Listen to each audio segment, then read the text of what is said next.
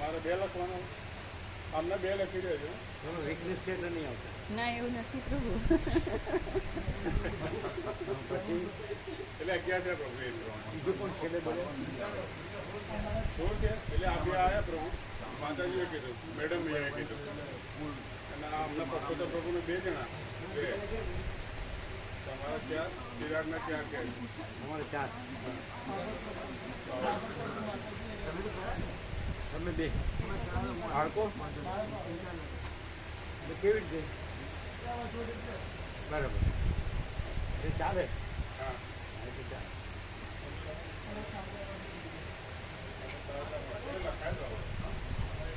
હા તો લખી દઉં.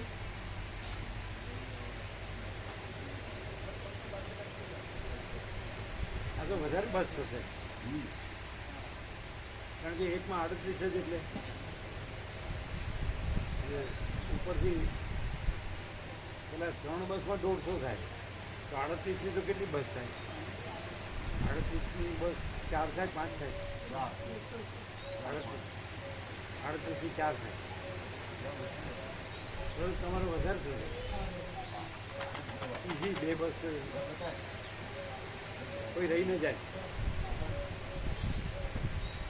અમે બીજું અમે શું કહેતા હતા કેલી પ્રભુ આપણે જનરલ ખાલી પ્રસાદનું ભણાવ્યું શીનો પ્રભુ જયંતિ પ્રભુ સમજે. પછી આપણે જનરલ જ જોવું પડે ને. અને ઉનાળા ભગવાનમાં એસી, શિયાળા ભગવાનમાં ઈંધણ,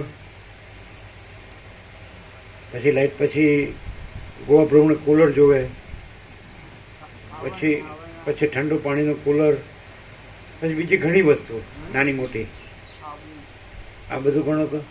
એટલે આપણે ખાલી લાઇટ પાણી જ બોલ્યા હતા પણ આ બધી તમારે લાઇટ ને પંખા ને બધું આવે ને સમજે. પછી ફ્રીજ હોય, એસી હોય, કુલર હોય સમજે. આ ઠંડુ પાણીનું કુલર, પછી આ પવનનો કુલર, પંખા, લાઇટ, બરાબર ને આ બધું વપરાય માય. તો આપણે તો એ નહોતું ગણીને 250 ગણ્યા, 300 ગણ્યા હતા. આ ગણીને કેટલું થાય કે લાઈટ? હા 16-17 હજારનું તો પ્રભુ લાઇટ બિલ જ આવે. એકલું લાઇટ બિલ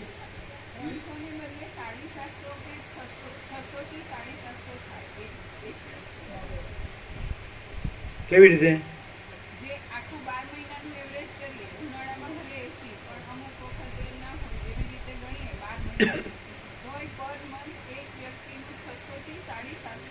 તમે ક્યારે ગણ્યું? અમે અંદાજ કર્યો, કાલે જ કર્યું કે કંઈ પણ કરીએ તો આટલું તો સાવ મિનિમમ કોસ્ટ, મિનિમમ હા સાવ ઓછામાં ઓછા કરીએ ત્યારે. એક દિવસમાં હા 650-700 ના આવે. ન આવે ન આવે એટલે ભૂલ હશે ગણવામાં. ના આવે. અચ્છા એક મિનિટ તમે પેલા 300 બોલ્યા હતા, પછી આપણે આ કીધું કે શિયાળા ભગવાનમાં એસી, પછી ઉનાળા ભગવાનમાં ઈંધણ, ઉનાળા ભગવાનમાં એસી, શિયાળા ભગવાનમાં ઈંધણ લાકડા જો, પછી આપણે કુલર, પછી આપણે ફ્રીજ સમજે. ના ના ના આવે ના આવે ના આવે. હા તમારે ત્યાં માલસરમાં બધા કચ્છી ને બધા કેટલા કર્યા?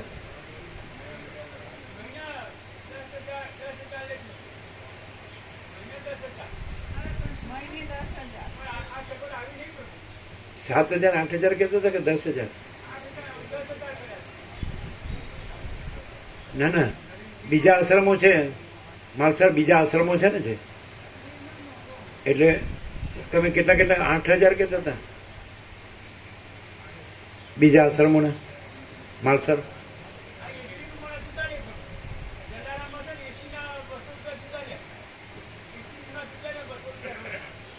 એટલે કેટલા કહે છે? રોજના 200 રૂપિયા એસી રૂમના, રોજના 200 રૂપિયા સેપરેટલી અલગ. પેલા 200 છે ને એસી વાળો રૂમ હોય ને એના 200 રૂપિયા રોજના અલગ. એ સમજાણું નહીં. ડેઈલીના જેને એસી રૂમ જોઈતો હોય ને એના 200 રૂપિયા ડેઈલીના સેપરેટ અલગ આપવાના. અને આ રહેવા જમવાનું એ અલગ. એ કેટલા?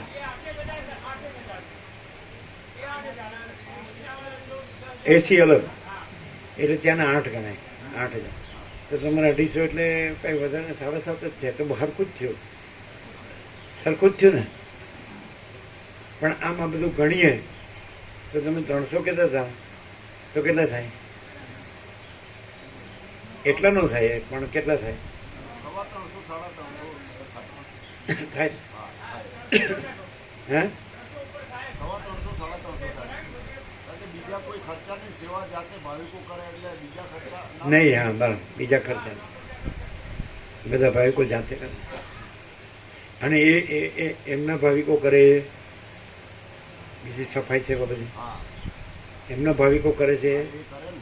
હા તો ત્રણે બધી સફાઈ સેવાનું બધું ફૂલ હે ને.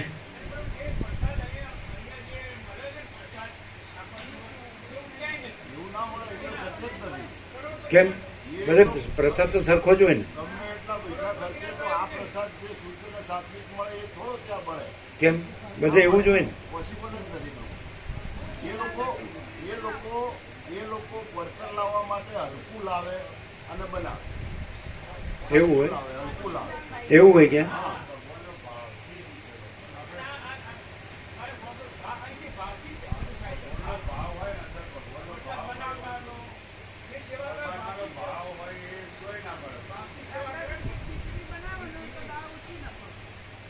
શું શું બનાવે? ખીચડી પ્રસાદ બનાવું તો દાળ ઓછી, દાળ. અને ચોખા વધારે. આ લોકો પ્રભુ છે ને શાકભાજી બનાવે ને એ હોટલોવાળા, અમુક હોટલોવાળા તો જે કોઈ ના લઈ જાય છેલ્લે વધે ને ફેંકી દેવાનું હોય ને એ હોટલવાળા લઈ જાય અને એનું બનાવે.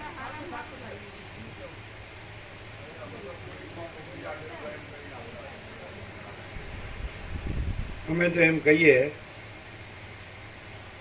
કે જે વસિત પ્રકાશ છે તો પછી એ જ છે, પછી બીજું કાંઈ નથી. પરમ ચિદાકાશ, પરમ જ્યોતિ, અખંડ જ્યોતિ. શું કહો છો? એવું કહેવાનું.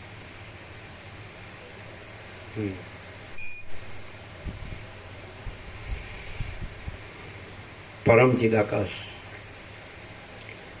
પરમ જ્યોતિ, અખંડ જ્યોતિ, અનંત, પૂર્ણ, પરમ ચિદાકાશ, પરમ શાંતિ, स्वयं सिद्ध, स्वयं प्रकाश, स्वयं पूर्ण, स्वस्वरूप, यही सब कुछ है, इसके सिवा कुछ नहीं है. शून्यभास, अनंत कोटि, महाकल्पो है ही नहीं. वशिष्ठ राम वैराग्य प्रकरण રાઉન્ડ 39મો રાઉન્ડ. થોડું સુધારવાનું કહી દઈએ, સુધારવાનું સુશીલ પ્રભુને લગાવ્યું.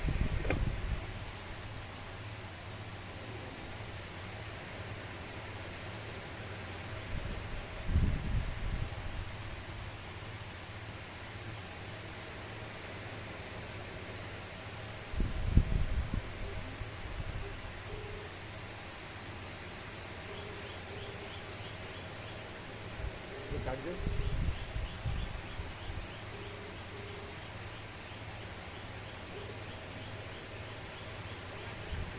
ઓમ ઓમ ઓમ. તમે જે મોકલે છે ને ભગવાનના સંતોનું દર્શન, હા યાત્રાનું એમાં ઉપર પરમ ચિદાકાશ, પરમ જ્યોતિ, અખંડ જ્યોતિ, અને નીચે અનંત પ્રકાશ, અનંત આનંદ, અનંત શાંતિ. એ કરી દો ઉપર નીચે. પછી જે તમે આવું મૂક્યું છે ને કે કાઢવાનું ટ્રાવેલ પીડીએફનું, એની કરતાં આખું જ મૂકી દો. હા, ખુલ્લું કોઈને કાઢતા આવડે ન આવડે પાછું. પેલું મોનીજી કૃપા ટ્રાવેલ્સ વાળું આયોજિત છે ને, કાશી અયોધ્યા પ્રયાગરાજ યાત્રા પ્રયાસ, એ આખું ખુલ્લું જ મૂકો ને. તમને જે રીતે ખુલ્લું મોકલું છું ને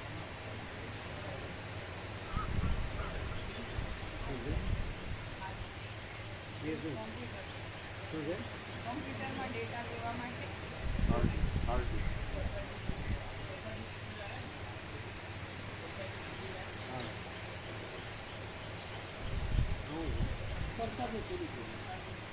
પ્લાસ્ટિકની થેલી પૈસા રાખો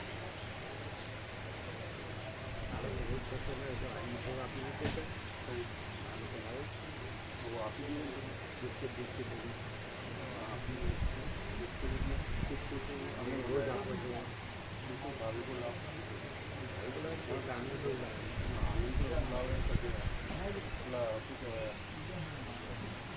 बिस्किट बोला સાંભળ્યું બરાબર છે? એટલે શું આખું મૂકવાનું, એને ઓપન કરીને મૂકી દો ઓપન આખું ઓપન કરવાનું એની કૃપા. અને પેલામાં બે ઉપર નીચે મૂકી દો. પછી એક જે છે ને ભગવાનના સંપ્રદાય ભગવાનની સંપ્રદાયની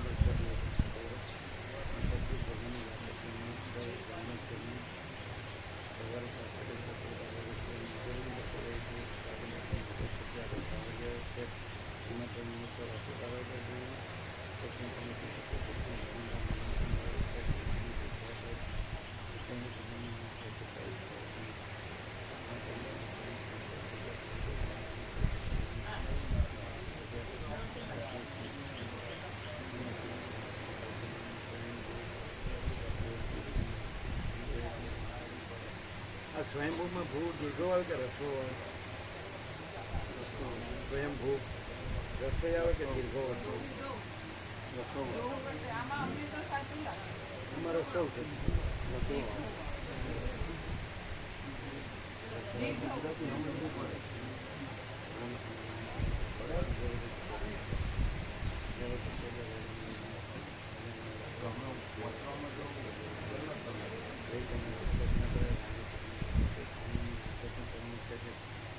રામકૃષ્ણ પરમહંસ કહે છે જેવો ભાવ એવો લાભ નહીં, તેવો લાભ.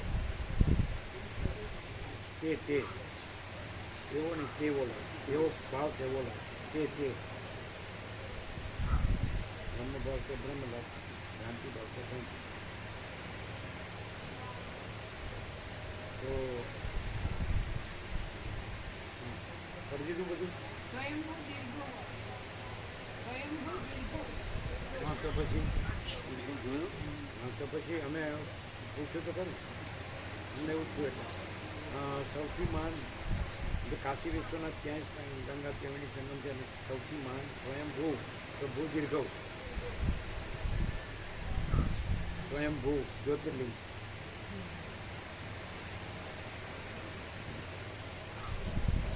ભૂ દીર્ઘવ પછી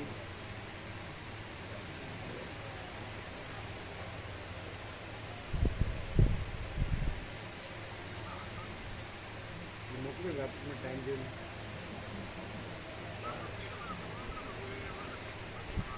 લખીને મોકલો, લખીને ટાઈમ જોઈને મોકલો.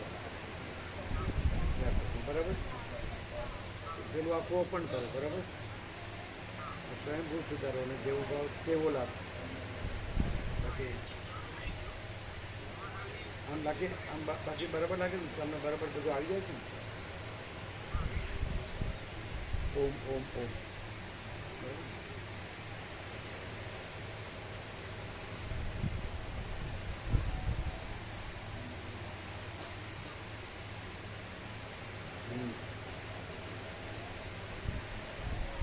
આપણે જે દશરથે મોકલ્યા કે રામ શું કરે છે અને એની શું અવસ્થા છે ત્યાંથી આવતું, કારણ કે બધું વૈરાગ્ય સરસ છે.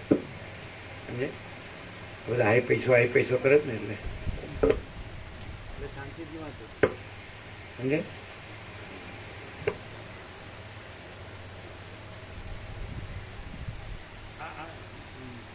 ગોકા કાકા જોયું?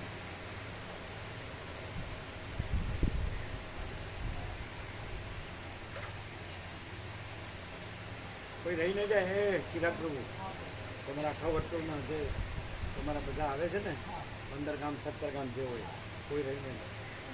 6 દિવસમાં તો બધા આવ્યા. તમારા અશક્તિઓ જ નહીં આવું. પછી અડધેથી પાછું આવવું પડે ને એવું કરું, કારણ કે હોટલ આવવાની. હા, ચાલો. આદ્ય પરબ્રહ્મ સદગુરુ દેવ કી જય. ઓમ શ્રી પરમાત્મને નમઃ.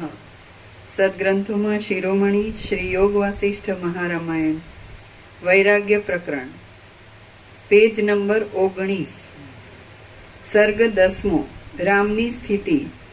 આ 10મા સર્ગમાં દ્વારપાળોએ અને રામના અનુચરોએ દશરથ રાજાની પાસે રામની સ્થિતિનું નિવેદન કર્યાની કથા કહેવામાં. જે પરમ ચિદાકાશ પ્રાકટ્યની સેવાથી ને એનો જે ફિગર આવ્યો ને, તો કિરોઝ બુક ઓફ નંબર્સ પ્રમાણે 28 ફિગર આવ્યો. અને 28 વસિષ્ઠનો ફિગર છે ને પરમાકાશનો ફિગર. જે સેવા થઈ ને, સમજાય છે?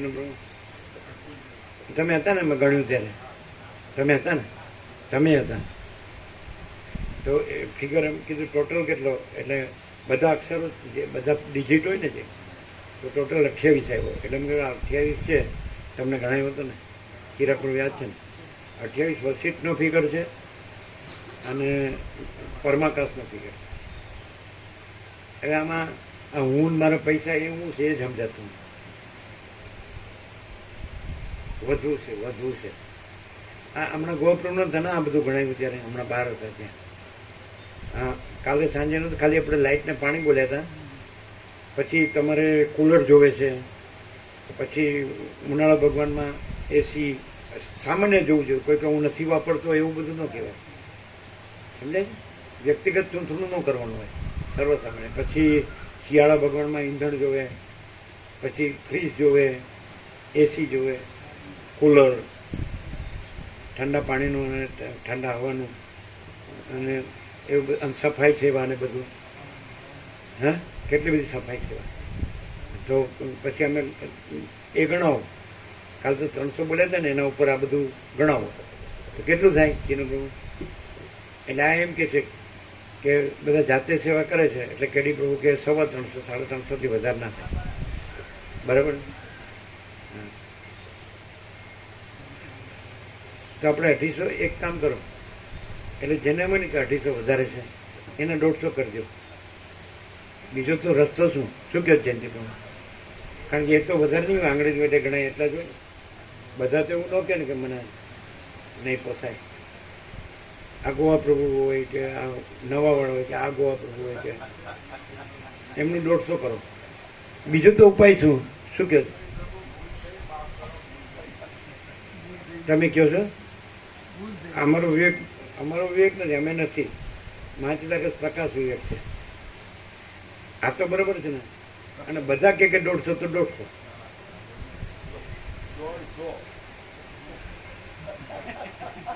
શું કે છે?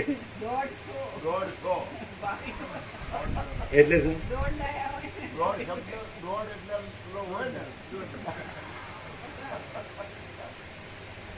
અને હા હારું ટળતું નથી.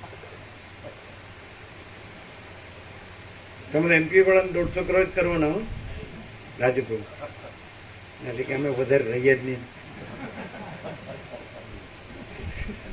તો અમારું ગજુ ગાલી થાય ને.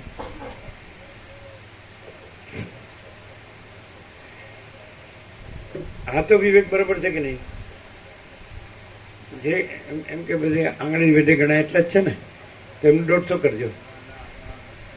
આ ગોવા પ્રભુ ને પેલા ગોવા પ્રભુ ને એ નવાવાળા કે બીજા ગણાતા વસ્તા પ્રભુ કે, તો એમને આપણે 150 કરી દેવાના. એમ તમારે પછી આમથી ના લાડુ કરવાના આવે પછી.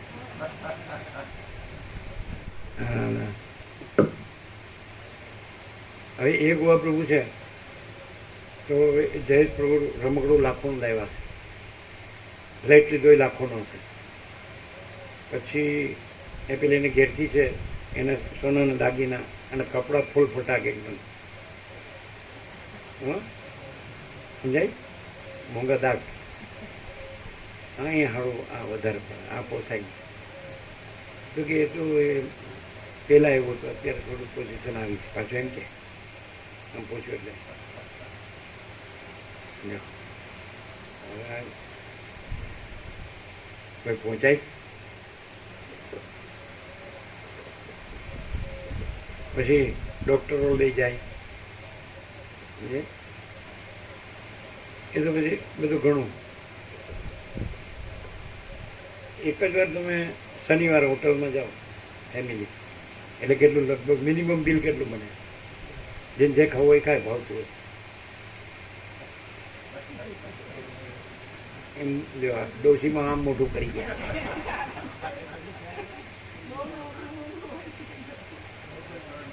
અમે તે દિવસે ઇન્દોરમાં હોટલમાં રહ્યા હતા ને, તો રાત્રે ઇન્દોરમાં અમે જ્યારે ઘરે પાછા વળતા હતા ત્યારે ઇન્દોરમાં હોટલમાં રાત્રે અમે ખંડવાથી ઇન્દોર ગયા હતા ને પાછા વળવા માટે, તો હોટલમાં રાત્રે રોકાવા માટે બુકિંગ કરાવ્યું હતું. પણ પછી જવું પડ્યું હતું હોસ્પિટલમાં, પણ એ જગ્યાએ અમે રાત્રે પ્રસાદ લીધો. તો એમને કીધું ચોખા ચડેલા કરીને આપો, અને દહીં આપ્યું. ભલે એ હોટલ કઈ હતી અમને નથી એટલું બધું, પણ 179 રૂપિયાનું આટલું વાટકી દહીં અને ચોખા જે બાફીને 17 1 ને 7 એટલે પરમચિદાકાશ પરમજ્યોત. પછી આપણે ત્યાં આટલો આમ મોટો કટોરો ભરીને દહીં હોય છે, તો એ પરમાત્માનો પ્રસાદ એ જે છે એની સામે આ કઈ ન કહેવાય. આ બધું ફાલતુ વસ્તુ. અને કિંમત એટલી બધી લે, આટલા ભાત ચડાવીને અલગથી લાવ્યા તો 279 રૂપિયા. અરે પેલો નર્મદા પરિક્રમામાં પાણી જેવી છાસ એક ગ્લાસ આપતો નતો. અરે હોય કે compare થાય. હોય કોમર્શિયલ હોય, અને એમાં કઈ એટલે શુદ્ધતા સાત્વિકતાની અપેક્ષા જ ન રખાય. અને પૈસા ઢગલો દેવાના. તો આ કેમ આમ હાવ હળી ગયું છે? કેમ આમ? ના ના, જનરલી તમે સિટીમાં, તમારે અમદાવાદ હોય કે પાલનપુર હોય, એક્સાઇઝ, તો આમ એમ કે ભાઈ શનિવારે અમે નહીં રાંધીએ, સમજે? તો તમે જાઓ તો લગભગ કેટલું બિલ થાય મિનિમમ? જેને જે ભાવે એ ખાય, જેને જે ભાવે એ ખાય. સુરત હોય ગમે તે, એક વ્યક્તિના પર પર્સન 400 રૂપિયા થાય. ના ના, આખું બિલ એક ટાઈમના એક જણના 1600 રૂપિયા. કેટલા? 1600 રૂપિયા 4 જણ. એક જ ટાઈમના 4 જણના 1600 રૂપિયા. એમ તમે કઈ બોલતા હતા પાછળ? કેટલા થાય? હા, પાછળ વાળા કેટલા? 400 ના હિસાબ. 400 એક ટાઈમના. એક જણના આ તમને અનુભવ છે ને, સાચું બોલો, કેટલા થાય? હા,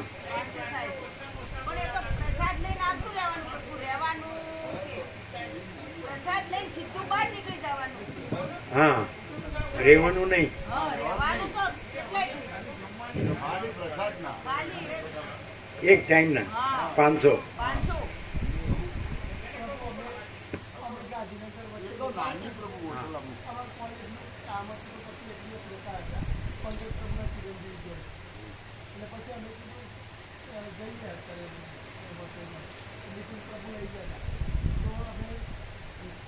પંજાબી શાક મંગાવ્યું હતું, પછી પેલી તંદૂરી રોટી આવે, 2 રોટી મંગાવી, 2 છાશ મંગાવી અને ભાત મંગાવ્યું પુલાવ.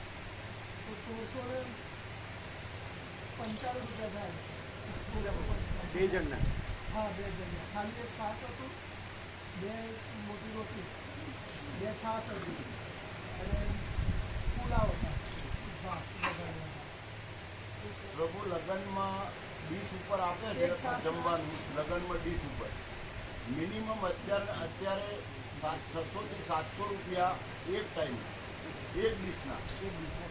આ પ્રસાદ છે એ આ લોકોએ શું કીધું ખબર છે? એક ડીશના 156.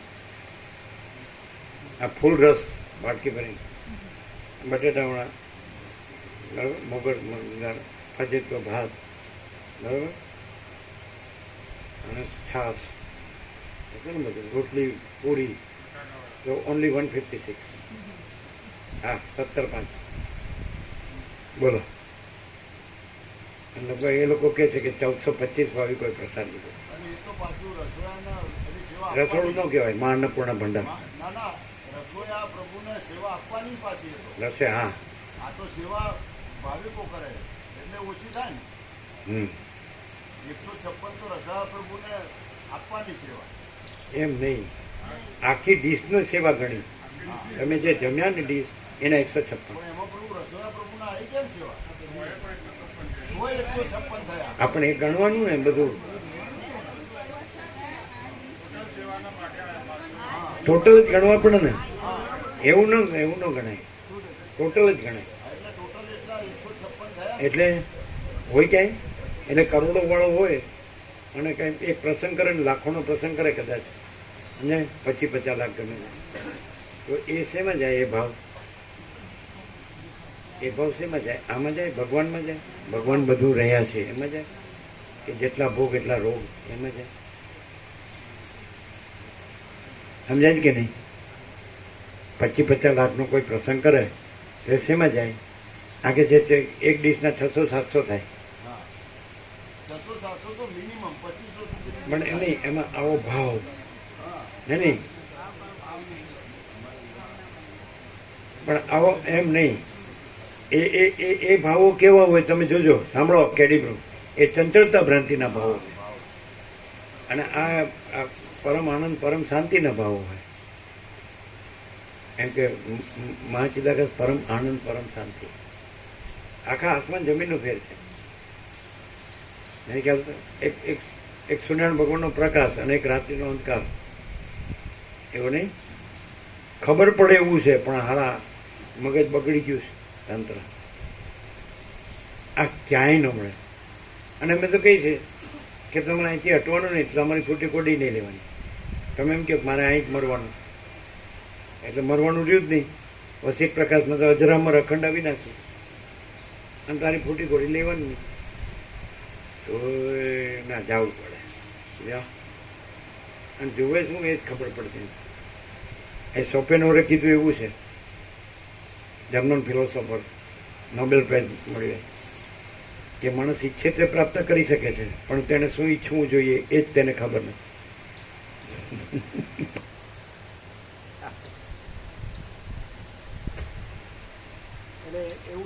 વધારે લાગતું એને 150 કરજો આજથી, બરાબર છે? ખીનું હાથ જોડા કે મારે 150.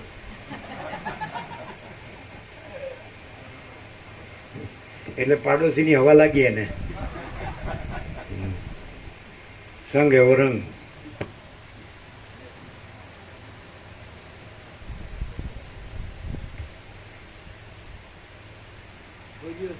એવું બન્યું છે કે ગુલાબના બગીચામાં ઉકરડાની ગંધ આવે, અને ઉકરડામાં ગુલાબની સુગંધ આવે.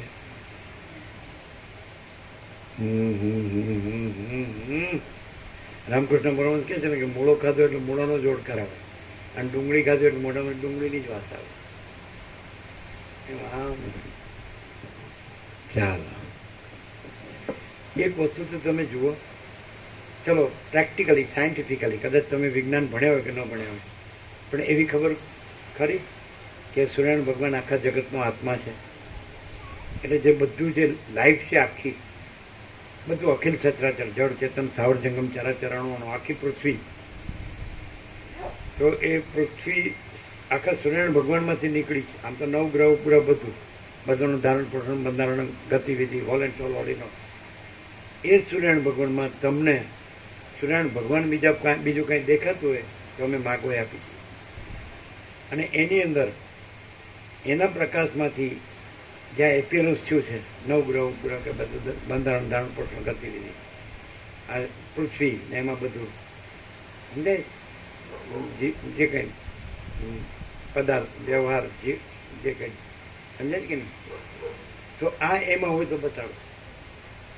આ બધું એનાથી પ્રકાશે છે, પણ આમાંનું કાંઈ એમાં હોય તો બતાવો, અને એમાં પોતા વિના બીજું કાંઈ હોય તો બતાવો. એવી રીતે પરમાત્મા સૂર્ય છે, ચિદાકાશ સૂર્ય છે, કે બધું એનાથી ભાસે છે. પણ એ કેવું સ્વપ્ન જેવું ને મૃગતૃષ્ણના જળ જેવું, કારણ કે નથી, એ વસ્તુ જ નથી. કેવી રીતે? જેનાથી પ્રકાશે છે, ભાસે છે, એમાં નથી તો એ પોતે તો હોય જ ક્યાંથી? આવું કોમન સેન્સ હોય ને, આવું નાનું છોકરું સમજી શકે. સમજાય? આમાં કઈ ભણવાની જરૂર નહીં, કોઈ સ્કૂલમાં જવાની જરૂર નથી. શું કહે છે? ખબર પડે? સૂર્ય છે તો એની જે તમે ઉર્જા કહેતા હોય, એનર્જી કહેતા હોય, એનો પાવર, લાઇટ પાવર કહેતા હોય કે હીટ પાવર કહેતા હોય કે, તો એનો પ્રક્ષેપ છે, પ્રોજેક્શન છે, એપિયરન્સ છે આ વર્લ્ડ. પણ એમાં નથી એટલે એને ઇલ્યુઝન જ કહેવું પડે અથવા એપિયરન્સ કહેવું પડે કે આ એક ભ્રમ છે અથવા એક આભાસ છે. હવે આપણે જેનાથી આ ભાસે છે મૂળ તત્વ એને ન ગણીએ, અને જે એમાં આ કાંઈ નથી ને આ પોતે કાંઈ નથી, તો એમાં મંડ્યા રહીએ, દોડ્યા કરીએ કે આ કાંઈક છે અને આમાં કાંઈક છે. તો આપણે સાચું શું ઓળખ્યું? આપણે કેવું સાચું તત્વ શું ઓળખ્યું? અમે તો એમ કહીએ કે તમે છેક એટલે સુધી ન જાઓ અનંત ચૈતન્ય પ્રકાશ, એમ સ્વયં મા ચિદાકાશ આખો એકલો પ્રકાશ છે તો આખો અનંત એક જ મા ચૈતન્ય પ્રકાશ, ત્યાં સુધી એકલા સૂર્યનારાયણ ભગવાન સુધી જાઓ ને તોય બહુ થઈ ગયું. એમાં કોઈ ગુરુ શિષ્ય છે, એમાં કોઈ ઈશ્વર જીવ છે, એમાં કોઈ જીવ જગત દ્રષ્ટાદર્શ છે, એમાં કોઈ નામરૂપ સૃષ્ટિ સ્થિતિ પ્રલય છે. સૂર્ય એટલે સૂર્ય, શોર્ટકટનું સોનું. ખાલી માણસ સૂર્યનારાયણ ભગવાન એમ કે ને, અને જો એને આ સાંભળ્યું હોય ને વસિત પ્રકાશથી, તો એને હું ન દેખાવું જોઈએ, જગત એ ન દેખાવું જોઈએ, હું કાંઈ ન દેખ. કારણ કે જે સૂર્યનારાયણ ભગવાનથી જે ભાષે છે, અને સૂર્યનારાયણ ભગવાનમાં કાંઈ નતું, એ પોતે તો કાંઈ હોય જ ક્યાંથી? પોતાથી તો છે નહીં. એ ક્યાં પોતાથી છે? આ હું ક્યાં પોતાથી છે? સૂર્યનારાયણ ભગવાનથી. પણ સૂર્યનારાયણ ભગવાન નથી ને હું જ છું. અરે કેટલું વિનાશક કાળે વિપરીત બુદ્ધિ. એમાં પછી હું મારા ડોલર ને મારા ભોગો, એમાંય પાછું અવળું, પાછું અવળામાં એવું. એક તો હું નથી એ હું છું, અને મારું નથી એ મારું છે. તો સૂર્યનારાયણ ભગવાન તો હતા જ, જન્મેલો હતો તો સૂર્યનારાયણ ભગવાન હતા, પછી મરી ગયો તો સૂર્યનારાયણ ભગવાન છે. તો અત્યારે આ નથી ને સૂર્યનારાયણ ભગવાન છે. તો એવી રીતે પછી એમાંથી આગળ જાઓ કે સૂર્યનારાયણ ભગવાન કોણ પ્રકાશે? તો એ પરમાત્મા સૂર્ય છે. તો બધાનું સાચું અને સંપૂર્ણ શુદ્ધ અને સંપૂર્ણ ભ્રાંતિ રહી જે શુદ્ધ સ્વરૂપ છે એ પરમાત્મા સૂર્ય છે. અહીંયા હું છે અથવા જગત છે, બધું આકાશથી પૃથ્વી છે, તો પરમાત્મા સૂર્યથી આ બધું ભાસે છે. બરાબર છે કે નહીં? તો બધો ભાસ છે એ ભ્રમ છે, એપિયરન્સ, ઇલ્યુઝન, એટલે નથી. અને એ તો સર્વત્ર છે અને સદા છે, સ્વયં સર્વત્ર સદા. બરાબર છે? ચિદાકાશ સૂર્ય સર્વત્ર અનંત ભરપૂર અને નિર્વિકલ્પ અને સ્વસમિત્ય, પોતાથી અનુભવાયું, પોતામાં પોતે જ પરમ ચિદાકાશ પરમ જ્યોતિ અખંડ જ્યોતિ. તો જ્યાં હું નથી ત્યાં પરમ ચિદાકાશ પરમ જ્યોતિ અખંડ જ્યોતિ છે જ. જ્યાં આ આખો આભાસ અસ્તિત્વ છે અનંત સંપૂર્ણ, એનો કોઈ પણ કણ એ કણ પણ હું નથી, અને પરમ ચિદાકાશ પરમ જ્યોતિ અખંડ જ્યોતિ છે. જેમ વસિત રામને કે જાળીમાંથી સૂર્યના કિરણો આવે તો પ્રકાશના કણો ત્રસેણું દેખાય, પણ પ્રકાશ અખંડ છે. અને જાળી એટલે ભ્રાંતિ, એટલે ભ્રાંતિ થ્રુ તમને અનેક અને જુદું જુદું ભાષે, પણ ભ્રાંતિ નથી. એ તો મિથ્યા અને નાશવંત છે, અસત અસારનું દુઃખ છે, સ્વપ્ન જેવું ને તૃષ્ણાના જળ જેવું છે. અને અખંડ પ્રકાશ છે, અખંડ આનંદ છે ને અખંડ શાંતિ, અનંત પ્રકાશ, અનંત આનંદ, અનંત શાંતિ. તો એ પરબ્રહ્મ પરમાત્મા, પરમેશ્વર, પુરુષોત્તમ, પરમ પદ, પરમ ચિદાકાશ, મા ચિદાકાશ, પરમાકાશ શબ્દ નથી, સૂર્ય શબ્દ નથી, સૂર્ય સૂર્ય છે. સૂર્ય શબ્દ સૂર્ય નથી, આકાશ શબ્દ આકાશ નથી, આકાશ આકાશ છે. મહાસાગર શબ્દ મહાસાગર નથી, મહાસાગર મહાસાગર. શું કહે છે? હાવ સીધે જાઓ, કોમન સેન્સ અંતર, બસ કઈ દેખાતું જ નહીં. આવો આંધળા જ થઈ જાય. એ બીજું, જેમ વસિત રામને કે જેમ આકાશમાં કાળું ટપકું કલંક કદી સંભવે નહીં, એમ ચિદાકાશમાં અહમ રૂપી કાળું ટપકું કલંક કદી સંભવે નહીં. આકાશમાં કાળું ટપકું કલંક કદી સંભવે નહીં. એમ ચિદાકાશમાં અહમ રૂપી કાળું ટપકું કલંક કદી સંભળે નહીં. એટલી ખબર ન પડે કે આ પરિચ્છિન્ન છે અને અપરિચ્છિન્ન પરમાકાશ પરમ ચિદાકાશ. જે મૂળ તત્વ છે તો અપરિચ્છિન્ન છે. અપરિચ્છિન્ન એટલે અખંડ, અભેદ. અને આ દેશકાળ મર્યાદિત છે. એ તો દેશ કાલાતીત છે. દેશ કાલાતીત, એનાથી પર અને એનાથી રહિત. એમાં આમાં જાગ્રત સ્વપ્ન સુસુપ્તિ નથી.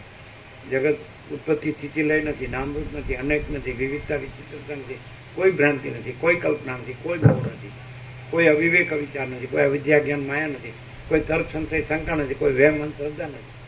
અને સ્વયં માચિદાકાશ આખો એટલો પ્રકાશે છે. હાવ ખબર પડે. હવે અહીંયા હું નથી તો સ્વયં માચિદાકાશ આખો એટલો પ્રકાશે છે. તો હુંનો જે નથી એનો હું ઘરે લૂંટાઈ ગયો. અને આ હોય કે ન હોય ભ્રમ, તો એ તો હોય કે ન હોય તે ભ્રમ જ છે, એટલે કાંઈ છે જ નહીં. એ કીધું કે આકાશમાં નીલવર્ણ દેખાય પણ આકાશનો કોઈ રંગ નથી. એમ પરબ્રહ્મ આકાશ, અનંત નિરાકાર પરબ્રહ્મ આકાશ પ્રકાશ, તેમાં જગતરૂપી વર્ણ રંગ દેખાય પણ પરબ્રહ્મમાં એ જગતરૂપી કોઈ રંગ, એ ભ્રમ છે જ નહીં. જેમ આકાશમાં બ્લુ રંગ દેખાય પણ આકાશનો કોઈ રંગ જ નથી, બ્લુ ભ્રમ છે. તે રીતે પરબ્રહ્મમાં જગતરૂપી ભ્રમ દેખાય પણ એ જગતરૂપી ભ્રમ છે જ નહીં અને પરબ્રહ્મ જ છે, અખંડ સચ્ચિદાનંદ. તો સત એટલે અનંત સર્વવ્યાપી પરિપૂર્ણ પરમ અસ્તિત્વ. ચિત્ત એટલે અનંત સર્વવ્યાપી પરિપૂર્ણ પરમ ચૈતન્ય. અને આનંદ એટલે અનંત સર્વવ્યાપી પરિપૂર્ણ પરમ આનંદ. એમાં બ્રહ્મ માટે જગ્યા ક્યાં છે તો બતાડો. એ ભરપૂર છે, ઘન છે, પૂર્ણ છે, અખંડ છે, એકરસ છે, કોઈ જગ્યા ખાલી નથી. સમજાય? અને એમાં બીજી કોઈ જગ્યા નથી, બીજી કોઈ વસ્તુ નથી. એવા પરબ્રહ્મ અખંડ સચ્ચિદાનંદ પ્રકાશી રહ્યા છે કેવળ. અને આ વાણી એમાં નથી, આ તો આભાસમાં બોલાય છે. આ બોલનાર વક્તા શ્રોતા નથી, વાણી નથી, વિચારવાણી શબ્દ જ નથી, પરાપશ્યંથી મધ્યમાં વૈખરી નથી. અને કેવળ પરબ્રહ્મ અખંડ સચ્ચિદાનંદ પોતામાં પોતે જ પ્રકાશી રહ્યા. જેમ આકાશ પોતામાં પોતે છે, મહાસાગર પોતામાં પોતે છે, જેમ સૂર્યનારાયણ ભગવાન પોતામાં પોતે છે, પ્રકાશ પોતામાં પોતે. એવી રીતે એ પરમાકાશ એ પોતામાં પોતે છે, મહાચિદાકાશ એ પરમ ચિદાકાશ પોતામાં પોતે છે, અનંત અખંડ અભેદ મહાતત્વ મહાસામાન્ય. હવે કોમન સેન્સ હોય તો ખબર પડે, પણ આ તો કેટલું બધું જડતા એટલે મૂળ વિષય પામર એટલે કેવું એમ, પછી એનો હદ હોય ને કંઈ. પછી કેવી રીતે કે ત્યાં ન ફાવતું હોય તો અહીંયા ન ફાવતું હોય તો ત્યાં આમ કર્યા કરવું. ધોબી કા કુત્તા નહીં ઘર કા નહીં ઘાટ કા.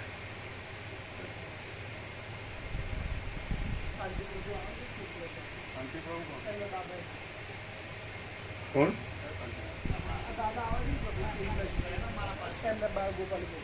હા બરાબર.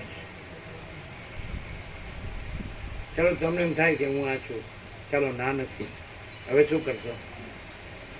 અને સૂર્યનારાયણ ભગવાન નથી ને પરમાત્મા સૂર્ય નથી અને હું આ છું ને અમારું સારું પણ ના પાડી. તમે ના સરકારી દસ્તાવેજ હશે બધા, અબ્રાહમ કોણ નંદાવા બરાબર. હવે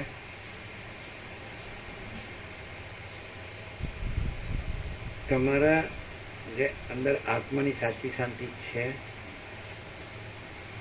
અમારી પાસે ફોટી કોડી નથી, માથું ટેકવા જેટલી જગ્યાએ મારું કહેવાય જેવી નથી, અમે કોઈ સાથે નથી, કોઈ અમારી સાથે નથી, કોઈ ઘર કે બહાર નથી.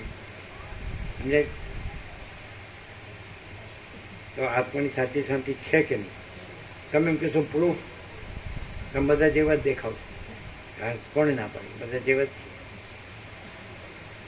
પ્રૂફ. 7 ખંડના 800 કરોડ એની પાસે બધું અન્ન વસ્ત્ર રહેઠાણ દવાદાર જે કે મિનિમમ પ્રિલિમિનરી લિવિંગ નેસેસિટીઝ, પ્રાથમિક જીવન જરૂરિયાત બધાની પાસે બધું. અમારી પાસે કાંઈ નથી.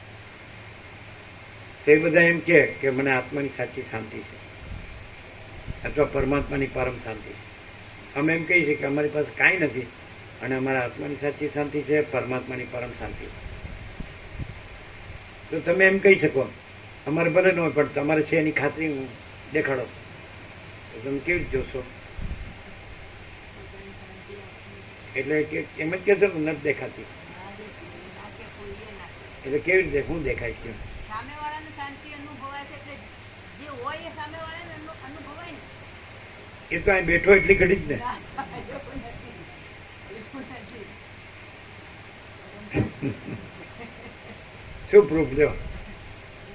એ તો ઘડી ગામમાં બેઠો એટલી એટલે શું છે કે આ વસ્તી પ્રકાશમાં આપણે અંદર ચંચળતા ભ્રાંતિ ઠેક સુધી ભર્યું હોય પણ અહીં તો કઢાય નહીં એટલે શાંતિ.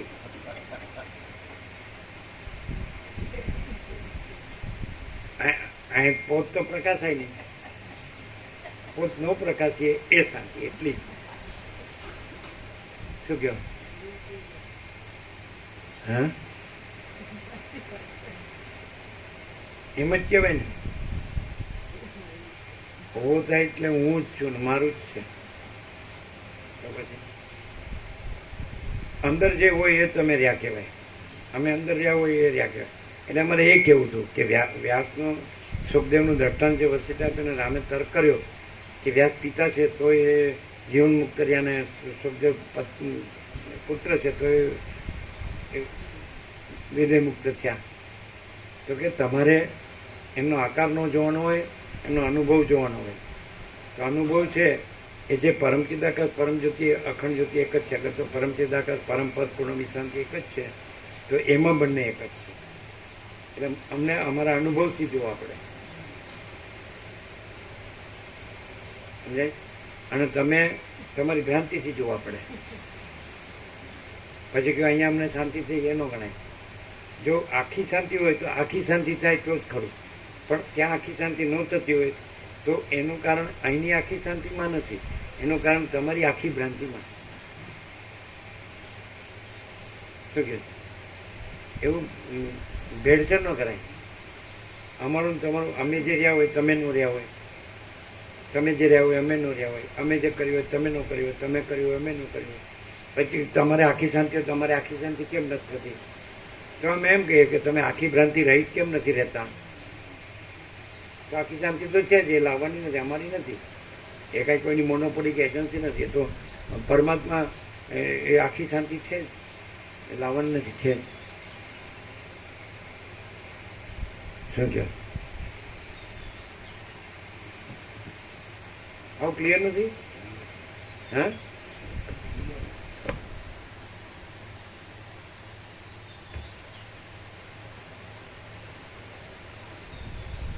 પાના નંબર 19, સર્ગ 10મો, રામની સ્થિતિ. આ 10મા સર્ગમાં દ્વારપાળોએ અને રામના અનુચરોએ દશરથ રાજાની પાસે રામની સ્થિતિનું નિવેદન કર્યાની કથા કહેવામાં આવશે.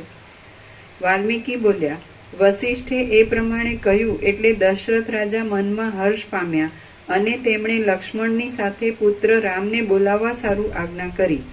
દશરથ બોલ્યા, ઓ દ્વારપાલ, વિશ્વામિત્ર મુનિનું ધર્મ સંબંધી કાર્ય નિર્વિઘ્ને સંપાદન કરવા માટે તું વીર અને સત્ય પરાક્રમ વાળા રામને લક્ષ્મણ સહિત અહીં તરત બોલાવી લાવ. અમારો અનુભવ દેખાશે કે અમારે અંદર આત્માની સાચી શાંતિ છે. અમે નીકળ્યા તો કાંઈ આત્મ સાક્ષાત્કાર ભગવાન લાભ કરવા નહોતા નીકળ્યા. અમે તો મહાત્માને કીધું કે આત્મા કી સચ્ચી શાંતિ કે લીએ ક્યાં કરના ચાહીએ. અમે અનેક વાર કીધું. તો અમારા આ વસિષ્ઠ પ્રકાશથી આત્માની સાચી શાંતિ છે અને પરમાત્માની પરમ શાંતિ છે. તો એ અમારો અનુભવથી અમે રહ્યા છીએ. તો તમને અમારો અનુભવ કેવી રીતે અનુભવાય, દેખાય? તમે એમ કહો અમને શાંતિ અહીં થાય છે એ ન ગણાય. એ તો તમે અહીં તમારો હળવળીઓ છે એને દબાવી રાખવો પડે એટલે તમે બેઠા હોય એવી રીતે, એટલે એ શાંતિ ન કહેવાય. એ પ્રૂફ નથી. અને પણ સંપૂર્ણ ભ્રાંતિ રહિત રહીએ એટલે અમારામાં પણ એ અનુભવ પ્રકાશ છે. એ પ્રશ્ન નહોતો. ના, અમારામાં આત્માની સાચી શાંતિ છે, પરમાત્માની પરમ શાંતિ છે. તો એ તમે કઈ રીતે જોઈ શકો? તમે તો ભ્રાંતિ દ્રષ્ટિવાળા છો, તો એ તો દેખાય નહીં ખરેખર. તો અનુમાન કરો એટલે તો તમે એમ કહો કે આ અખંડ આ વસિષ્ઠ પ્રકાશથી અખંડ પૂર્ણ તત્વબોધમાં જ રહ્યા છે અખંડ, એટલે પછી એમાં તો બીજું કાંઈ છે નહીં. એ રીતે તમે કહી શકો ઇનડાયરેક્ટલી. બીજું શું? ગમે તેવી ભ્રાંતિવાળા હોય ને તો પણ આ દર્શન કરે ને એટલે એને અનુભવ સ્વરૂપનો, પોતાનો સ્વરૂપનો થાય, સ્વરૂપ સ્વયંનો થાય. અને અનંત પ્રકાશ, એવું અનંત અમને આનંદ, લાગતું. એને એમ જ થાય સામેવાળાને હમણાં માર પડશે આપણે ના એવું નહીં, એવું ના થાય. એવું જ થાય. એની અને અંદર માફ કરો એવું થાય. જે જોનાર છે એ ભ્રાંતિ વાળો છે, પોતાને ભ્રાંતિથી દેહાધ્યાસ વાળો છે, જગત સાચું માને છે, એમાં વાસના હોય એટલે કંઈ ને કંઈ એમાં સળવળીઓ હોય, એને સંકલ્પ વિકલ્પો હોય, એવો હોય તોય એને એમ દેખાય કે જે મારામાં છે એ અહીંયા નથી. અને એટલું જ નહીં, પ્રકાશની, આનંદની, શાંતિની જે પરિચ્છિન્નતા કે કોઈ સાપેક્ષતા એવું નથી. આખો અનંત ચૈતન્ય પ્રકાશ સ્વયં પ્રકાશે છે અને એમાં એ આકારની ભ્રાંતિ ક્યાંય નથી એવું પણ એને અનુભવમાં આવે. કેમ કે અનુભવ આખો અખંડ છે અને જ્યાં ભ્રાંતિવાળો હું છે ત્યાંય એ અનુભવ પોતે સંવેદ્ય છે એટલે અનુભવાય. ભ્રાંતિવાળો ભ્રાંતિ લઈને જોવે તો એમ દેખાય કે ભ્રાંતિ નથી, મારામાં જે છે એવો કોઈ કચરો અહીંયા નથી અને શુદ્ધ સ્વરૂપ. અને એ સ્વરૂપ ક્યારેય બદલાતું નથી. ગમે તે ભ્રાંતિના દ્રશ્યો ગમે તે બદલાયા, પણ સ્વરૂપ કદી સ્વરૂપમાંથી જુદું બીજું થયું નથી એવું બધાને અનુભવ થાય. એ તો એવું અનુભવાય કે આમ વર્ષોથી અમે જોઈએ તો એવા ને એવા રહ્યા, ક્યાંય સુધર્યા નથી. દ્રષ્ટિવાળાને પ્રભુ જોવું હોય ને, દ્રષ્ટિવાળા હા, દ્રષ્ટિવાળાને જો જોવું હોય ને અહીંયા કે પરમ શાંતિ છે, તો એક સીધું ચોખ્ખું અનુભવાય છે કે આખા જગતના જે લોકો ભૌતિકમાં સુખ શાંતિ શોધે છે અને જેમાં માને છે ભૌતિકમાં સુખ શાંતિ, એમાંનું અહીંયા કશું જ નથી. છતાંય સ્વયં પ્રકાશ પ્રકાશીલો છે ને પરમ શાંતિ જ અનુભવાય છે. એ એક એનું પ્રૂફ છે.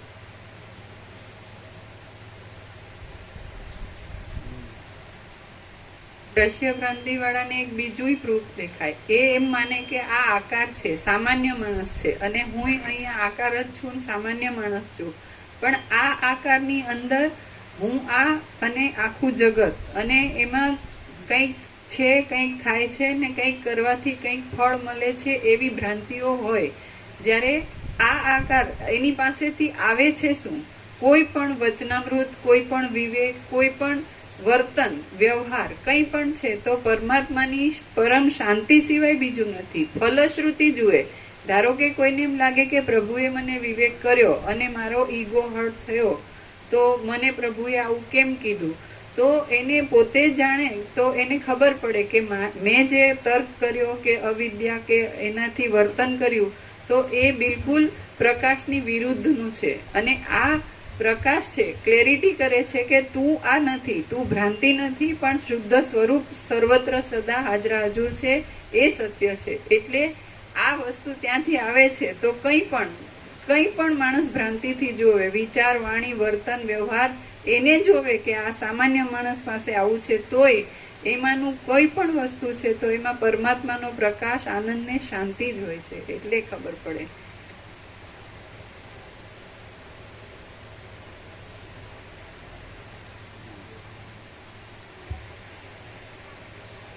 એ પ્રમાણે રાજાએ મોકલેલો દૂત દ્વારપાળ અંતઃપુરમાં આવેલા રામના મંદિરે ગયો.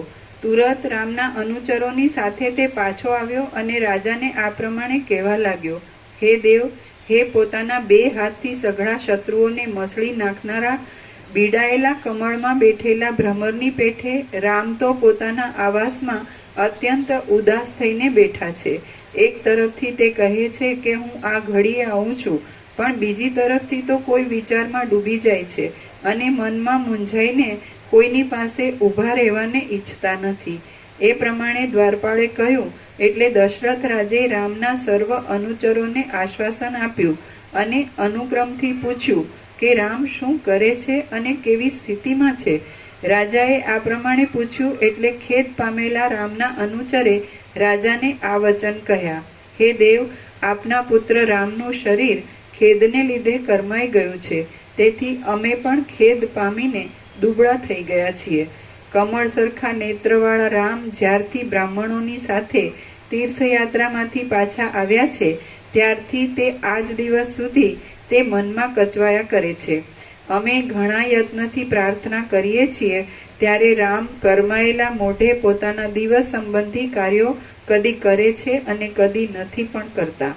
સ્નાન, દેવપૂજન, દાન અને ભોજન આદિ ક્રિયાઓને વિશે એ રામ તો કચવાતે મને વર્તે છે અને અમે વિનવીએ છીએ તો પણ પૂરું જમતા નથી. અંતઃપુરની ચપળ દાસીઓ ક્રીડા કરવાના સ્થાનોમાં હિંડોળા બાંધી રાખે છે તો પણ બપૈયા જેમ વરસાદની ધારાઓની સાથે ક્રીડા કરે તેમ તે લીલાથી તેમની સાથે ક્રીડા કરતા નથી. હે રાજન, જેને સ્વર્ગમાંથી પડવાનો કાળ પાસે આવ્યો હોય તેને જેમ સ્વર્ગ આનંદ આપતું નથી, તેમ કળી જેવા માણિક્યોથી જડેલા બાજુબંધ અને કડાના જૂથો પણ એ રામને આનંદ આપતા નથી. જેમાં ક્રીડા કરતી સ્ત્રીઓ વારંવાર જોયા કરતી હોય અને જેમાં ફૂલોના સુગંધવાળા પવન ચાલ્યા કરતા હોય એવા લતા મંડપની કુંજોને વિશે પણ રામ અત્યંત ખેદ પામે છે.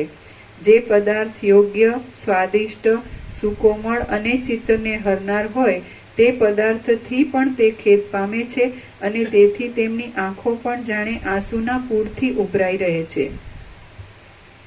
સ્ત્રીઓ નૃત્ય વિલાસો કરે છે ત્યારે તે આ નારીઓ શરીર હલાવી હલાવીને મને શા માટે દુઃખ દે છે એમ બોલીને તેમની નિંદા કરે છે. ભોજન, શયન, વાહન, વિલાસ, સ્નાન અને આસન એ બધા યોગ્યતાવાળા હોવા છતાં પણ તે ઘેલા માણસની પેઠે તેના ઉપર રુચિ કરતા નથી. સંપત્તિ હોય તો પણ શું, વિપત્તિ હોય તો પણ શું, ઘરમાં શો સાર છે, મનોરથ કરવાથી શું વળે, એ તો સઘળું મિથ્યા છે એમ બોલીને તે ગુપચૂપ એકલા બેસી રહે છે. વિનોદમાં એ આનંદ લેતા નથી, ભોગમાં આસક્ત થતા નથી અને કામમાં ચિત્ત પરોતા નથી, માત્ર ચૂપ થઈને જ બેસી રહે છે. હરિણીઓ જેમ વનમાં ઝાડને આનંદ આપી શકતી નથી તેમ ફરફરતી કેશ લટોવાળી અને ફરકતી વિલાસવાળી આંખોવાળી સુંદરીઓ પણ એમને આનંદ આપી શકતી નથી. એ તો પામર લોકોમાં વેચાયેલા માણસની પેઠે એકાંતરૂપ દિશાઓના છેડાઓમાં, નદી આદિના તીરોમાં, વનોમાં અને અરણ્યોમાં જ રુચિ પામે છે. આમ હે રાજન, વસ્ત્ર, પાન, ભોજન અને જોઈતી વસ્તુઓનું ગ્રહણ ઇત્યાદિકમાં આવી વિમુખતા સેવવાથી તે સંન્યાસના ધર્મ પાળનાર તપસ્વીઓને અનુસરે છે. હે જનેશ્વર, તે નિર્જન પ્રદેશમાં એકલા જ રહે છે અને એકાકાર બુદ્ધિને લીધે તે હસતા નથી, ગાતા નથી કે રોતા પણ નથી. તે તો પદ્માસન વાળી શૂન્ય મનથી બેસી રહે છે અને કેવળ ડાબા હાથની હથેળી ઉપર ગાલને ટેકવી રાખે છે. તે કોઈ પણ જાતનું અભિમાન ધરતા નથી, રાજા થવાને ઈચ્છતા નથી, સારો પદાર્થ મળવાથી રાજી થતા નથી અને અનિષ્ટ પદાર્થ મળવાથી ખેદ ધરતા નથી. એ પોતે શી રીતે ચાલે છે, શું કરે છે, શું માંગે છે, કોની ચિંતા કરે છે, કેમ આવે છે, કયો નિયમ રાખે છે, કોને અનુસરે છે, એ વિશે અમે કશું જ જાણતા નથી. શરદ ઋતુના અંતમાં ઝાડની પેઠે તે દિવસે દિવસે દુબળા પડતા જાય છે, પીળા પડતા જાય છે અને વૃક્ષ થતા જાય છે. હે રાજન, એમને અનુસરનારા લક્ષ્મણ તથા શત્રુઘ્ન પણ તેમના પ્રતિબિંબની પેઠે તેમના જેવા જ થઈ ગયા છે. સેવકો, રાજાઓ અને માતાઓ રામને વારંવાર પૂછે છે, છતાં એ તો કાંઈ જ નથી એમ કહીને કશી સૂચક ચેષ્ટા વિના મૂંગા બેસી રહે છે. કદી પોતાની પાસે કોઈ વિવેકી સ્નેહી બેઠો હોય છે તો તે તેને શિખામણ આપી બેસે છે કે ઉપરથી જ હૃદય હારી લાગતા આ સાંસારિક સુખભોગમાં મન ઘાલીશ નહીં. ઉપરથી જ હૃદય હારી લાગતા આ સાંસારિક સુખભોગમાં મન ઘાલીશ નહીં. અનેક પ્રકારના વૈભવોથી રમણીય લાગતી સ્ત્રીઓ પોતાની સામે સભામાં બેઠી હોય તો પણ તે તેમને વિશે કંઈ પ્રીતિ કરતા નથી અને જાણે તેમનો વિનાશ જ સમીપમાં દેખતા હોય એમ વર્તે છે. અનાયાસે મળે એવા પદને નહીં મેળવતા મેં બહારની પ્રવૃત્તિઓ કરીને આટલા વર્ષોને પાણીમાં નાખ્યા એમ વારંવાર તે મધુર ધ્વનિથી ગાયા કરે છે. કોઈ પોતાની પાસે રહેનાર સેવક તેમને ચક્રવર્તી થાઓ અને રાજસૂય યજ્ઞ કરજો એમ કહે છે તો પોતાનું મન તે વિષયમાં નહીં હોવાને લીધે તે મૂંગા બેસી રહે છે અને કહેનાર જાણે બકબક કરતો ઘેલો માણસ હોય તેમ તેને હસી કાઢે છે.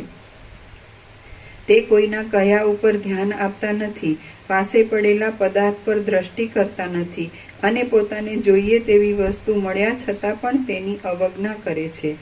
જો આકાશમાં મોટું વન હોય અને તે વનમાં વળી કમળ સંભવિત હોય તો આત્મામાં મન સંભવે અને મનમાં વિસ્મય સંભવે.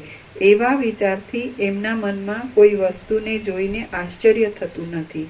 એ રામ કામિનીઓની મધ્યમાં બેઠા હોય તો પણ જેમ વરસાદની ધારાઓ મોટા પથરાને ભેદી શકતી નથી, તેમ કામદેવના બાણો તેમના અભેદ્ય મનને ભેદી શકતા નથી. કોઈ પોતાની પાસે ધન માગવા આવે તો તેને ધન તો આપદાઓના મુખ્ય સ્થાનક રૂપ છે, તેને તું શા માટે ઈચ્છે છે એમ કહીને સઘળું ધન આપી દે છે. આ આપત્તિ છે અને આ સંપત્તિ છે એ તો મોહ છે અને તે માત્ર કલ્પનાથી જ ઊભો થાય છે. એવા અર્થના શ્લોકો તે ગાયા કરે છે. વળી તે બોલ્યા કરે છે કે હાય હું માર્યો ગયો, હાય હું અનાથ છું. એવી રીતે લોકો રોયા કરે છે તો પણ તે લોકોને વૈરાગ્ય પ્રાપ્ત થતો નથી. એ આશ્ચર્ય છે. રઘુવંશ રૂપી વનમાં ઊંચા શાલ વૃક્ષ જેવા અને શત્રુઓને હણનારા એ રામ હમણાં આવી સ્થિતિમાં વર્તે છે. તેથી અમે અત્યંત ખેદ પામ્યા છીએ. હે મહાબાહુ, રામનું ચિત્ત એવું થઈ ગયું છે કે તેનું શું કરવું એ જ અમને સમજાતું નથી. માટે હે કમલ નેત્ર, આ વિષયમાં આપ જ અમારા આધાર છો. હે પ્રભુ, કોઈ રાજા અથવા બ્રાહ્મણ એમની આગળ બેસી એમને રાજનીતિનો કે વ્યવહારનો ઉપદેશ કરે છે તો તે પોતે એક માર્ગી હોવાથી તેમને જાણે મૂર્ખ ગણીને હસી કાઢે છે અને તેમની વાત કાને ધરતા નથી. આ બાહ્ય દ્રષ્ટિથી જ જણાતું જે વિનાશી તથા વિસ્તીર્ણ જગત ઉઠ્યું છે તે વાસ્તવિક નથી અને હું તો કોઈ એથી જુદો જ છું એવો નિર્ણય કરીને એ રામ તે વિશે વધારે સમજણ મેળવવા ઈચ્છે છે. હે વિભુ, શત્રુમાં, પોતાના દેહમાં, મિત્રમાં, રાજ્યમાં, માતામાં, સંપત્તિમાં કે વિપત્તિમાં એમનું મન લાગતું જ નથી. તેમ વળી બહારના વિષયોમાં પણ એમના મનની પ્રવૃત્તિ થતી જ નથી. એમને સ્વાધીન વિષયો ઉપર રુચિ નથી, પરાધીન વિષયોની આશા નથી, કોઈ વસ્તુની ઈચ્છા નથી અને છતાં એમના મનને વિશ્રાંતિ મળતી નથી. એ પોતે વિવેકી છે તેથી એમને મૂઢ કહી શકતા નથી અને એમને વિશ્રાંતિ મળી નથી તેથી મુક્ત પણ કહી શકતા નથી. આથી અમે બહુ જ સંતાપ પામ્યા કરીએ છીએ. ધનનું શું કામ છે? માતાઓનું શું કામ છે? રાજ્યનું શું કામ છે? અથવા ઉદ્યમનું શું કામ છે? એમ મનમાં નિશ્ચય કરીને તે જાણે મરવાની જ વાટ જોતા હોય એમ દેખાય છે. વરસાદ રોકાઈ જવાથી જેમ બપૈયો ઉદ્વેગ પામે તેમ રામ ભોગ, આયુષ્ય, રાજ્ય, મિત્ર, પિતા અને માતા વિશે અત્યંત ઉદ્વેગ પામ્યા કરે છે. આ પ્રમાણે આપના પુત્ર ઉપર ઘણી શાખાઓના વિસ્તારવાળી વિપત્તિ આવી પડી છે. માટે આપે દયા કરીને તે વિપત્તિને ઉખેડી નાખવાની પ્રવૃત્તિ કરવી જોઈએ. હે પ્રભુ, રામનો આવો સ્વભાવ થઈ જવાને લીધે સઘળા વૈભવોવાળી આ વિસ્તીર્ણ સંસારરૂપી ઝાડ તેમને ઝેર જેવી પ્રતિકૂળ લાગે છે. તાજ છે શ્રીરામના અનુચરોએ શ્રીરામની જે અવસ્થાનું વર્ણન કર્યું છે તેવી અવસ્થા પ્રાપ્ત થયા વિના અર્થાત હૃદયમાં વિષય વૈરાગ્ય પ્રગટ્યા વિના સત્શાસ્ત્રનું શ્રવણ તત્વ સાક્ષાત્કાર કરવામાં સમર્થ થતું નથી. હે પ્રભુ, રામનો આવો સ્વભાવ થઈ જવાને લીધે સઘળા વૈભવોવાળી આ વિસ્તીર્ણ સંસારરૂપી ઝાડ તેમને ઝેર જેવી પ્રતિકૂળ લાગે છે. આ પૃથ્વી ઉપર એવો મહાશય કોણ મળે કે જે રામને રાજ્ય સંબંધી યોગ વ્યવહારમાં નાખવાને સમર્થ થાય? જેમ સૂર્ય અંધારું મટાડીને જગતમાં પોતાના પ્રકાશકપણાને સફળ કરે છે તેમ એ મહાત્મા એ રામના મનમાં રહેલા સઘળા દુઃખદાયી મોહને મટાડીને કોણ પોતાના ઉપદેશકપણાને સફળ કરે? શ્રી યોગ વાસિષ્ઠ મહારામાયણમાં વૈરાગ્ય પ્રકરણનો રામની સ્થિતિ નામનો સર્ગ 10મો સમાપ્ત. સર્ગ 11મો. રામનું દશરથ રાજાએ કરેલું સાંત્વન. આ 11મા સર્ગમાં વિશ્વામિત્રની આજ્ઞાથી સભામાં આવેલા રામનું દશરથ રાજાએ આશ્વાસન કર્યાની તથા પીડા આદિનું કારણ પૂછ્યાની કથા કહેવામાં આવશે. વિશ્વામિત્ર બોલ્યા, હે મહાવિચક્ષણ અનુચરો, જો એમ હોય તો જેમ મૃગો પોતાના યુથપતિને લઈ આવે તેમ તમે તરત રઘુનંદન રામને અહીં લઈ આવો. રઘુપતિ રામને આજે મોહ થયો છે તે કોઈ જાતની આપત્તિઓથી કે કોઈ જાતના રોગથી થયો નથી, પણ તે વિવેક અને વૈરાગ્યને લીધે થયો છે. એ મોહ નથી પણ બોધ જ છે અને તેનું ઉત્તમ ફળ આવશે. રામ અહીં તરત આવે એટલે જેમ પવન પર્વત ઉપરના વાદળાને દૂર કરી નાખે છે તેમ અમે તેમના મોહને તરત જ દૂર કરી નાખીશું. મોહ યુક્તિપૂર્વક દૂર કરવામાં આવશે એટલે તે રામ અમારી પેઠે સર્વોત્તમ પદમાં વિશ્રાંતિ પામશે. પછી તે અમૃતપાન પામેલા પુરુષની પેઠે યથાર્થ સુખને, આનંદને, જ્ઞાન સંપન્નપણાને, વિશ્રાંતિને, તાપ રહિતપણાને, પુષ્ટપણાને અને શરીરમાં શુભ વર્ણપણાને પ્રાપ્ત થશે. આમ મનમાં પરિપૂર્ણ થઈને તે પોતાના કુળની ચાલી આવેલી વ્યવહારની પરંપરાને અખંડતાએ અનુસરશે. તે વ્યવહારમાં માનપાત્ર થશે અને વ્યવહાર કરતા છતાં પણ મહાધૈર્યવાન રહેશે. તે બંધ તથા મોક્ષના કાર્યકારણના જ્ઞાતા થશે. સુખ દુઃખની દશાથી રહિત થશે અને ઢેફામાં, પથરામાં તથા સોનામાં સમદ્રષ્ટિ રાખશે. મુનિવર વિશ્વામિત્રે આ પ્રમાણે કહ્યું એટલે દશરથ રાજાનું મન આનંદથી ભરાઈ ગયું અને તેમણે રામને બોલાવવા માટે ફરીવાર દૂતો ઉપર દૂતો મોકલ્યા. એટલી વારમાં જેમ ઉદયાચળમાંથી સૂર્ય ઉગે તેમ રામ પણ પિતાની પાસે આવવા માટે પોતાના આસન પરથી ઉઠ્યા. આમ તે કેટલાક સેવકો તથા પોતાના 2 ભાઈઓની સાથે ઇન્દ્રના સ્વર્ગ જેવી પોતાના પિતાની એ પવિત્ર સભામાં આવ્યા. રામે દૂરથી જ પોતાના પિતા દશરથ રાજાના દર્શન કર્યા. તે સમયે તે રાજા દેવતાઓના સમૂહથી વીંટાયેલા ઇન્દ્રની પેઠે રાજાઓના સમૂહથી વીંટાયેલા બેઠા હતા. વસિષ્ઠ તથા વિશ્વામિત્ર તેમને 2 પડખે બેઠા હતા અને મધુર વચનોથી તેમને રાજી કરતા હતા. સઘળા શાસ્ત્રોના અર્થને વિસ્તારનારો સમજુ મંત્રીઓનો સમૂહ તેમને શોભા આપી રહ્યો હતો. ત્યાં જાણે દેહધારી દિશાઓ ઊભી હોય તેમ સુંદર દાસીઓ હાથમાં સુંદર ચામરો લઈને તેમની યથાયોગ્ય સેવા કરતી હતી. ત્યાં દશરથ રાજાએ અને વસિષ્ઠ તથા વિશ્વામિત્ર આદિ લોકોએ પણ કાર્તિકેય સ્વામી જેવા રામને દૂરથી આવતા દીઠા. એ રામ સઘળાઓએ સેવવા યોગ્ય, ગંભીર, સ્ફુટ અને સત્વમય સ્થિતિવાળી શીતળતા વડે હિમાલયની પેઠે સંયુક્ત હતા. સત્વમય એટલે ધૈર્ય અને પશુ આદિ જીવો, શીતળતા તાપ મટાડી આહલાદકપણું અને ઠંડી. એ રામ સઘળાઓએ સેવવા યોગ્ય, ગંભીર, સ્ફુટ અને સત્વમય સ્થિતિવાળી શીતળતા વડે હિમાલયની પેઠે સંયુક્ત હતા. એમનું શરીર સૌમ્ય, સમાન અંગવાળું, શુભ આકારવાળું, કમનીય અને ઉપશાંત હતું. એમનું મન વિનયથી ઉદાર હતું અને તે પરમ પુરુષાર્થના પાત્ર હતા. એમના અંગોમાં જુવાનીનો આરંભ થયો હતો અને વૃદ્ધ પુરુષની પેઠે તે ઉપશમથી શોભી રહ્યા હતા. તે ઉદ્વેગ રહિત હતા પણ તેમને પરમ આનંદ મળ્યો નહોતો. વૈરાગ્યને લીધે એમના મનોરથો ઘણું કરીને પૂર્ણ સ્થિતિમાં હતા. સંસારની સર્વ ગતિઓનો એમણે વિચાર કર્યો હતો અને પવિત્ર ગુણના એ નિવાસરૂપ હતા. જાણે સઘળા સદ્ગુણો કોઈ મહાશય પુરુષમાં રહેવાના એકમાત્ર લોભથી એમનામાં જ આવીને વસ્યા હતા.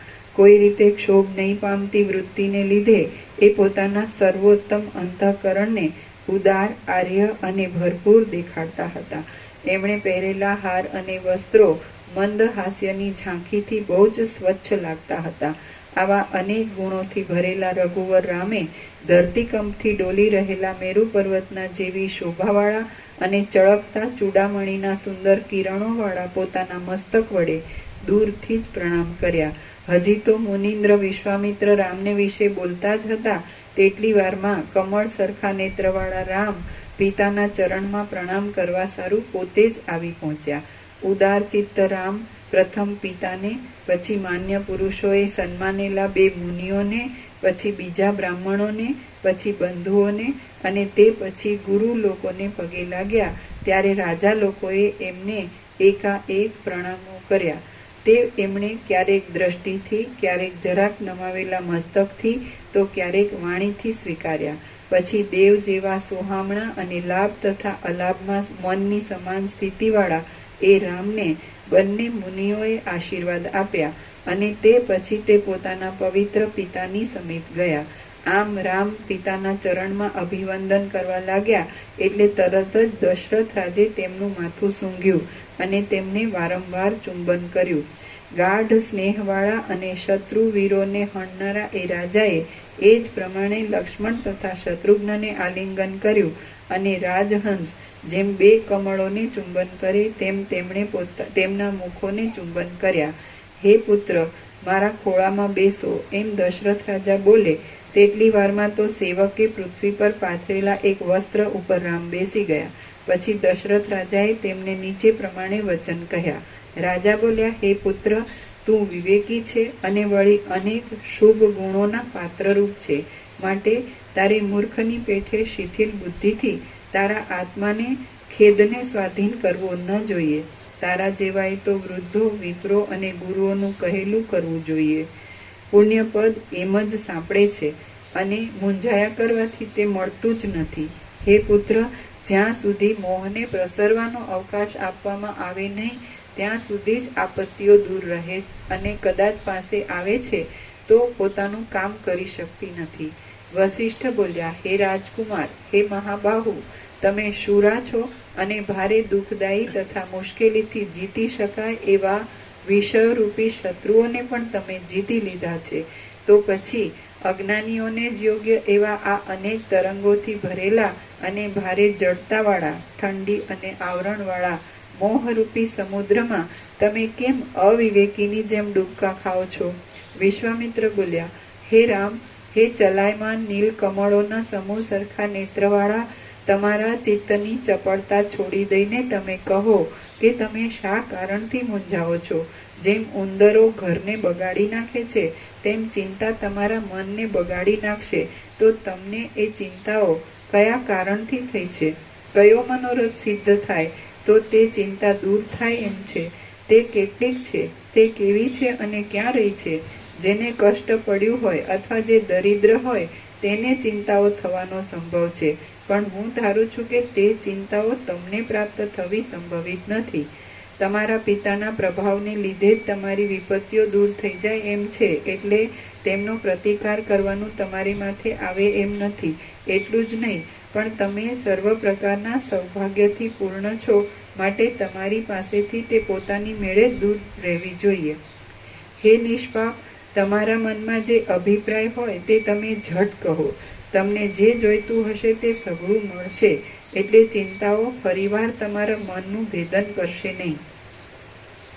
બુદ્ધિમાન વિશ્વામિત્રે આ પ્રમાણે યોગ્ય વસ્તુનો પ્રકાશ પાડનારા તાત્પર્યવાળા વાક્યો કહ્યા એટલે તે સાંભળી રઘુવંશના કેતુ સમા રામે પોતાનું કાર્ય સિદ્ધ થવાનું અનુમાન કર્યું. આ પ્રમાણે મોર જેમ મેઘની ગર્જના સાંભળીને વરસાદ પડવાનું અનુમાન કરે છે અને ખેદને છોડી દે છે, તેમ એ રામે પણ પોતાનો ખેદ છોડી દીધો. શ્રી યોગ વાસિષ્ઠ મહારામાયણમાં વૈરાગ્ય પ્રકરણનો રાઘવ સમાશ્વાસન નામનો સર્ગ 11મો સમાપ્ત. સર્ગ 12મો. ભોગની દુઃખરૂપતા, વિષયોની અસત્યતા અને સંપત્તિની અનર્થરૂપતા. આ 12મા સર્ગમાં ભોગનું દુઃખરૂપપણું, વિષયાદિનું અસત્યપણું અને સંપત્તિઓનું અનર્થરૂપપણું કહેવામાં આવશે. વાલ્મીકી બોલ્યા, મુનિવરે એ પ્રમાણે પૂછ્યું એટલે રામ આશ્વાસન પામ્યા અને તે જાણે પૂર્ણ અર્થના ભારથી જ ધીરે ચાલતું હોય એવું આ સુંદર વચન બોલ્યા. રામ બોલ્યા, હે ભગવાન, હું તો અજ્ઞાની છું, પણ આપે પૂછ્યું છે એટલે હું મારો સઘળો અનુભવ આપની આગળ કહું છું. મહાત્માના વચનનું ઉલ્લંઘન કોનાથી થાય? હું આ મારા પિતાના ઘરમાં જન્મ્યો. જન્મ પછી અનુક્રમે મોટો થયો. મોટો થયા પછી વિદ્યા ભણ્યા પછી ઘરમાં રહ્યો. પછી હે મુનિનાયક, ઘરમાં રહ્યા પછી સદાચારમાં તત્પર થઈ હું તીર્થયાત્રા કરવા સારું સમુદ્ર પર્યંત પૃથ્વીમાં ફર્યો. એટલા કાળમાં સંસાર ઉપરથી આસ્થા ઉઠાડી દે એવો વિવેક મારા મનમાં ઉત્પન્ન થયો. મારું મન વિવેકથી વ્યાપી ગયું એટલે પછી ભોગમાં રાગ વગરની થયેલી બુદ્ધિથી હું પોતે આ પ્રમાણે વિચાર કરવા લાગ્યો. અરે રે, આ સંસાર સંબંધી જે સુખ છે તે શું છે? કાંઈ નથી. આ સંસારના વિસ્તારમાં લોકો મરવા માટે જ જન્મે છે અને જન્મવા માટે જ મરે છે. આ સ્થાવર જંગમ રૂપ જે ભોગો છે તે બધા અસ્થિર છે, મોટી આપદારૂપ છે, પાપરૂપ છે અને વૈભવ હોય ત્યાં સુધી જ રહેનારા છે. એ પદાર્થો લોઢાની સળીઓ પેઠે પરસ્પર સંબંધ વગરના છે તો પણ કેવળ પોતાના મનની કલ્પનાથી તેઓનો સંબંધ કરવામાં આવે છે. આ સઘળું વિસ્તીર્ણ જગત પણ મનને અધીન જ જોવામાં આવે છે. મન જેવી કલ્પના કરે તેવું પ્રતીત થનારું આ સઘળું વિસ્તીર્ણ જગત પણ મનને અધીન જ જોવામાં આવે છે અને તે મન ખોટું હોય એમ જણાય છે. આમ છતાં આપણે શા માટે મોહ પામીએ છીએ? અરે, આ કષ્ટની વાત છે કે જેમ વનમાં મૂઢ મૃગલાઓ ઝાંઝવાના ખોટા જળથી ઘણે દૂર સુધી ખેંચાય છે તેમ આપણે હૈયા ફૂટા પણ આ સંસારમાં ખોટા વિષયોથી ખેંચાઈએ છીએ. આપણને કોઈએ વેચ્યા નથી તે છતાં આપણે વેચાયા જેવા થઈને રહ્યા છીએ અને આ કાંઈ ઇન્દ્રજાળ જેવું છે એમ જાણતા છતાં પણ આપણે સઘળા મૂઢ બની રહ્યા છીએ. આ પ્રમાણે પ્રપંચોમાં શો સાર છે? બાકી આ તો આપણે બંધાયા છીએ એમ અમસ્તા જ મોહથી માની બેઠા છીએ. ભોગો તો એવા જ અભાગ્યા છે, તેમણે આપણને બંધન છે એમ મનાવી દીધું છે. અહો, આ તો ઘણે કાળે જાણવામાં આવ્યું કે મૂઢ મૃગલાઓ જેમ ખાડામાં પડે છે તેમ આપણે પણ નિરર્થક જ મોહરૂપી ખાડામાં પડ્યા છીએ. હું કોણ છું? આ દ્રશ્ય પદાર્થો શી વસ્તુ છે? શા માટે તે આવેલા છે? મારે રાજ્યની અને ભોગોની સાથે શો સંબંધ છે? જે ખોટું છે તે ખોટું જ છે. ખોટાની સાથે કોઈને કાંઈ લાગતું વળગતું જ નથી. હે બ્રહ્મન, આ પ્રમાણે વિચાર કરતા કરતા જેમ વટે માર્ગુને નિર્જળ ભૂમિમાં અરુચિ થાય તેમ મને સઘળા પદાર્થોમાં અરુચિ થઈ છે. તો હે ભગવાન, હવે મને આપ કહેશો કે ઇન્દ્રજાળ જેવું આ જગત શા કારણથી ઉત્પન્ન થાય છે, શા કારણથી વધે છે અને શા કારણથી પાછું નાશ પામે છે? જગતમાં જન્મ, જરા, મરણ, સંપત્તિ અને વિપત્તિ આદિ અનેક અનર્થો વારંવાર પ્રકટ થાય છે, તિરોહિત થઈ જાય છે અને વળી પાછા વધે છે. જુઓ, પવન જેમ પહાડ ઉપરના વૃક્ષોને ઢીલા કરી નાખે છે તેમ એ સર્વ તુચ્છ ભોગોએ અમને જર્જરિત કરી નાખ્યા છે. જેમ પોલા વાંસ પવનથી બોલ્યા કરે છે તેમ મનુષ્યો પ્રાણ નામના વાયુઓથી બોલ્યા કરે છે. તેઓ જો કંઈ પુરુષાર્થ ન કરે તો તેમને વ્યર્થ અને જડ જેવા જ સમજવા જોઈએ. જેમ જૂનું ઝાડ પોતાની બખોલમાં રહેલા ઉગ્ર અગ્નિથી તપી જાય તેમ હું પણ આ દુઃખ શી રીતે ટળે એ ચિંતાથી તપી ગયો છું. જો કે મારું હૃદય સંસારના દુઃખોરૂપી પથરાઓથી પૂરાઈ ગયું છે તો પણ મારા સ્વજનો મારે માટે રોશે એવી બીકને લીધે હું આંસુ પાડીને રોતો નથી. હું આંસુ પાડ્યા વગર અંદરને અંદર રોયા કરું છું. તે છતાં સ્વજનોને ખેદ ન થાય એટલા માટે ઉપરથી કોઈ સમયે મુખ મલકાવું છું તથા બોલું ચાલું છું. આમ છતાં મારી તે હસવા તથા બોલવા આદિ વૃત્તિઓ કેવી રસરહિત છે એ વાતને કેવળ મારા હૃદયમાં રહેલો વિવેક જ જાણે છે. જેમ ધનવાન માણસ ધન જતું રહ્યા પછી દરિદ્રતા આવે ત્યારે આગલી દશાને સંભાળીને બહુ જ મૂંઝાયા કરે છે તેમ હું પણ પરમાનંદમાંથી ખસીને આ સંસારની ખટપટમાં આવી પડ્યો છું. માટે આગલી દશા સંભાળીને બહુ જ મૂંઝાયા કરું છું. આ રાજ્ય સંબંધી સંપત્તિઓ કેવળ ઠગારી જ છે. મનની વૃત્તિને મૂંઝાવી દેનારી છે, ગુણોના સમૂહને તોડનારી છે અને દુઃખના સમૂહને આપનારી છે. દરિદ્રતા આદિ ઉગ્ર વિપત્તિઓથી પીડાયેલા મનુષ્યને જેમ ઘણા છોકરા જણનારી સ્ત્રીઓવાળા ઘરો આનંદ આપતા નથી તેમ અનેક ચિંતાઓરૂપી ચકરીઓ ઉત્પન્ન કરનારા આ ધનો પણ મને આનંદ આપતા નથી. હે મુનિ, જેમ સાંકળોથી બંધાયેલા જંગલી હાથીને વિશાળ અને ભાંગી જાય એવા કાષ્ઠાદીથી ઢાંકેલા ખાડામાં પડવાને લીધે અનેક પ્રકારના દુઃખો તથા દુર્દશાઓ વેઠવા પડે છે અને તેનો વિચાર કરતા તેને મનમાં સુખ વળતું નથી, તેમ મને પણ વિશાળ અને ક્ષણભંગુર એવા દેહાદિકમાં પડવાના લીધે અનેક પ્રકારના દુઃખ તથા દુર્દશાઓ વેઠવા પડે છે અને તેના વિચાર કરતા મને મનમાં સુખ વળતું નથી. આ અજ્ઞાનરૂપી રાત્રિમાં લોકોના વિચારરૂપી નેત્રોની શક્તિ અપાર મોહરૂપી ભારે ઝાકળથી બંધ પડી ગઈ છે.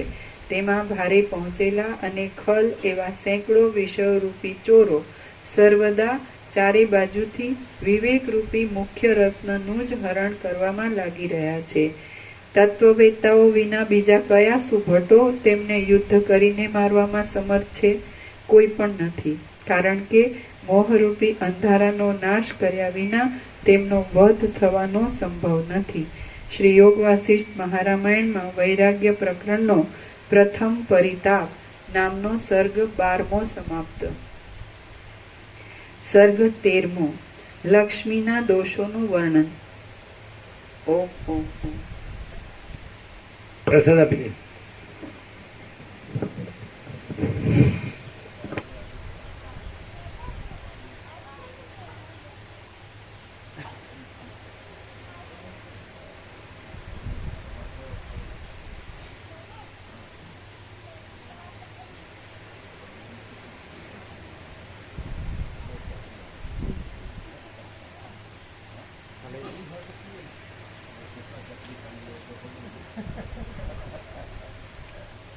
आठ ने 9 ने 8 17 परम सदाकाश परम ज्योति अखंड ज्योति.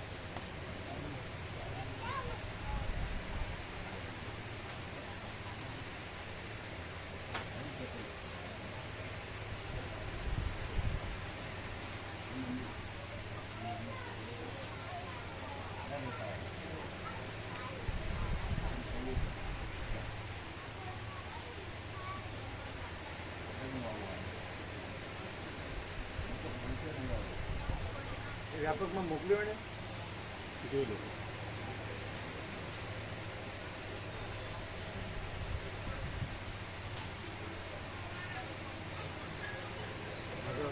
આ તો વધારે 200 થશે એવું લાગશે. 200 વધારે થશે. કેટલા આયા? ના એ નહીં, આમાં આવ્યા ને મોકલું ખુલ્લું કરી મોકલું. સૌરાષ્ટ્ર દર્શનમાં ત્યારના ત્યારે 6 બસ હતી, એમાંય મોટી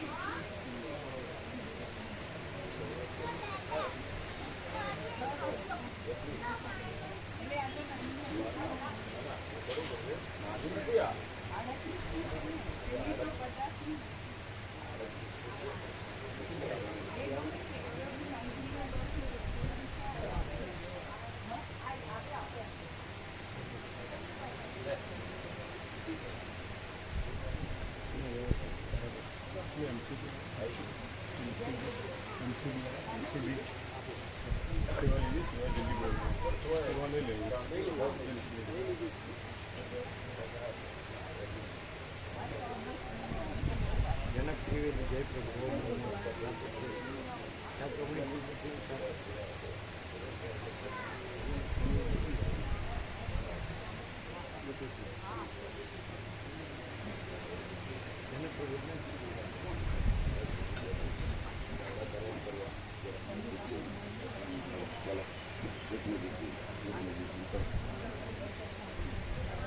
ब्रह्म कृपा ही केवलम जय प्रभु आनंद मंगल.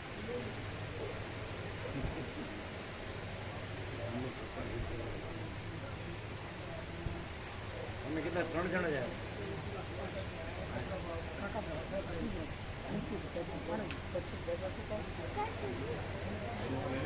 બ્રહ્મ કૃપા ही केवलम ભગવાનના કુટીરના દર્શન કરો. લઈ જાઓ. કેટલા પાડ્યા બધાને લઈ જાઓ. પૂજા ગરીબ લોકો તો ગયા હશે ને પહેલા. તમે કૃષ્ણ દર્શન કર્યા? બાકી છે. હાલ બ્રહ્મ જઈએ. કૃપા ही केवलम પ્રભુ બતા. જય પ્રભુ આનંદ મંગલ. નામ છે વરના. બધા બધા અત્યારે સવાલ આ સવાલ મસ્ત બીજા લોકો ભગવાન બધું એને લઈ જાઓ એને પોટેના દર્શન અમે નીકળવાના સુરત કાપણી ના શું કરે અહીંથી તો સુરત કેટલા કલાક સુરત 5.5 કલાક થાય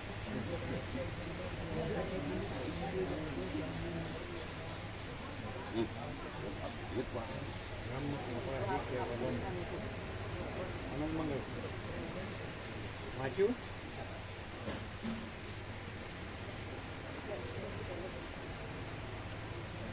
છ દિવસમાં મહાન તીર્થો છે બધા મહાન તીર્થો આખું વાંચ્યું ને આવી ગયું હા આવી ગયું વ્યાપકમાં તમારી તો ઇઝીલી બેબસ થઈ જાય તમારી ઇઝીલી બેબસ થઈ જાય હા સારી સારી હા આજે તો ગૌતમ પ્રભુએ સર્ટિફિકેટ આપી દીધું એને જવાન પ્રભુ બે પ્રસાદ લેવા આવતા હતા ને તો અમે એમને બેને સાથે જોઈએ ને તો અમે એવું કહીએ જય જવાન જય કિસાન એમણે શું સર્ટિફિકેટ આપ્યું એ માતાજીમાં તાકાત આવી ગઈ છે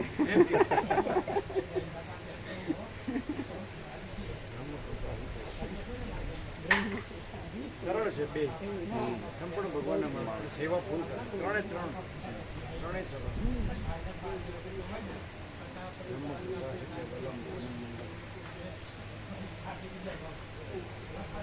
પિંકી મંદિર દેખાણા નહીં ફરવા ગયા છે કઈ બાજુ એક બહારના દેશની પ્રયાસ મને તો ખબર નથી વિદેશમાં એટલે ખાસ યાદ છે ને ક્યાં ક્યાં યુએસએ કે કેનેડા કે ઓસ્ટ્રેલિયા કે ઇંગ્લેન્ડ કેટલા દિવસ માટે એ 7 તારીખના ગયા અને 18 તારીખના આવવાના હતા બસ 10 દિવસ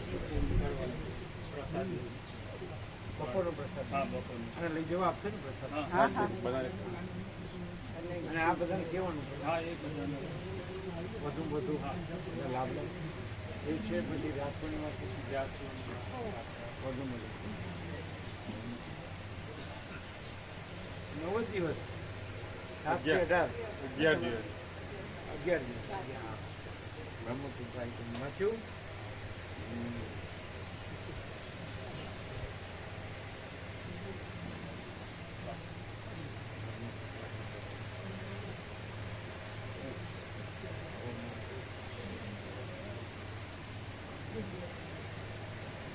તો વધારે નહીં હશે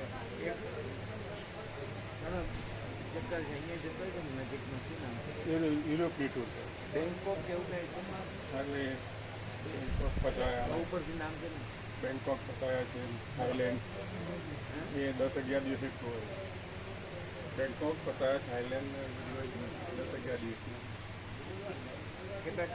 કેટલા ગામ 11 દિવસમાં બેંકોક છે પતાયા થાઈલેન્ડ અને બીજું જોડે આવે એ એશિયન ખંડો કહેવાય એટલે કેટલા 8-10 ગામ હા 8-10 એમાં આઈલેન્ડ જેવાય છે ટાપુ નાના દેશો છે નાના દેશો એ લોકો લગભગ બુદ્ધને માને છે નહીં હા બધા બૌદ્ધ ભગવાનને માને પણ એ તો એ ક્યાં ગયા એ ખબર નથી ખબર નથી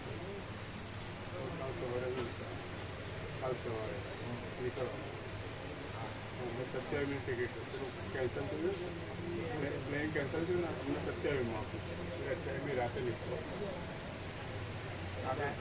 આજે કઈ તારીખ છે આજે 20 તમે નીકળવાનું કઈ તારીખે 27 રાતે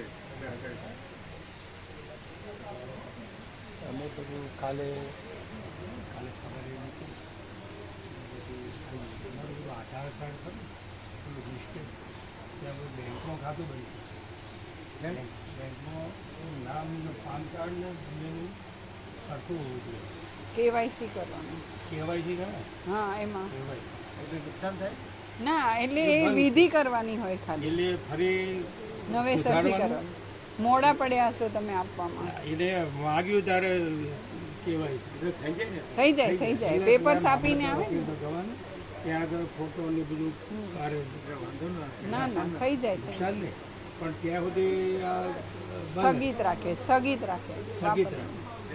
લેવડ દેવડ ના કરીએ. થઈ જાય એ રૂબરૂ જવું પડે. રૂબરૂ જવું પડે. એટલે ખાલી જઈને થોડું ફૂટી જાય એટલે પછી સેવા બધાની આવી ગઈ. સેવા આવી ગઈ અત્યારે બેનની બાકી છે. અત્યારે આનંદ પ્રભુ લાયા 21 રૂપિયાની 22,620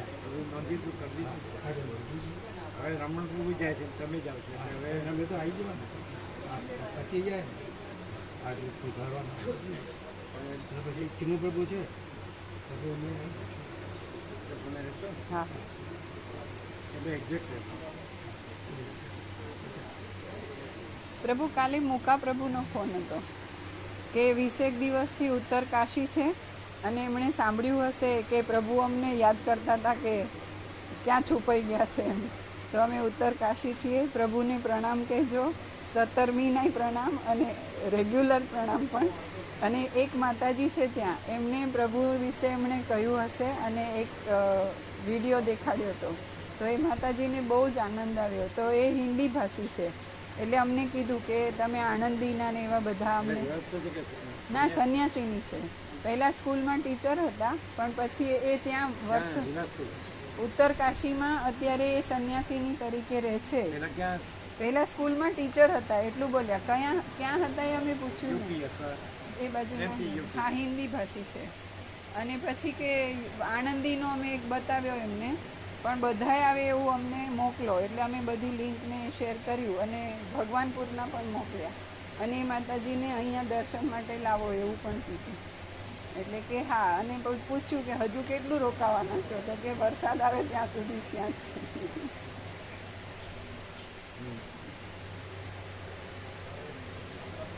ફોટો આવ્યો છે કોનો? માતાજીનો? ના, એટલે એમને ફોન પર પૂછ્યું કે આ લિંક કેવી રીતે આપી, એટલે મોકલ્યું બધું વિડીયો આપણા આણંદીના બંને 2015, 2017 અને ભગવાનપુરના બધા જ 36મો રાઉન્ડ 37મો રાઉન્ડ.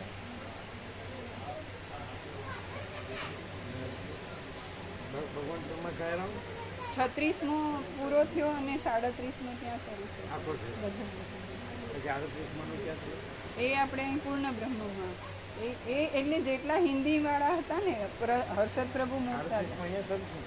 38મો અહીંયા પૂરો થયો અને 37મો ચાલુ હતો અને 38મો અહીં સ્ટાર્ટ. 12મી સપ્ટેમ્બરે અહીંયા 38 આખો થયો. 38મો આખો અહીં થયો. 12મી સપ્ટેમ્બરે શરૂ થયો હતો. 14મી મે 39, 15મી મે 39.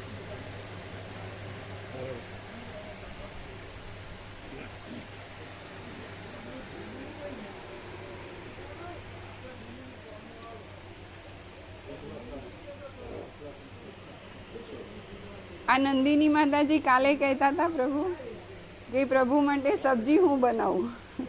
નંદિની માતાજી એમના મમ્મી કે પહેલાં શીખી જા, તને આવડે છે? તો કે ભગવાનપુરમાં હું હલાવતી હતી ને મને આવડે છે. ભાવ વ્યક્ત કરતા હતા.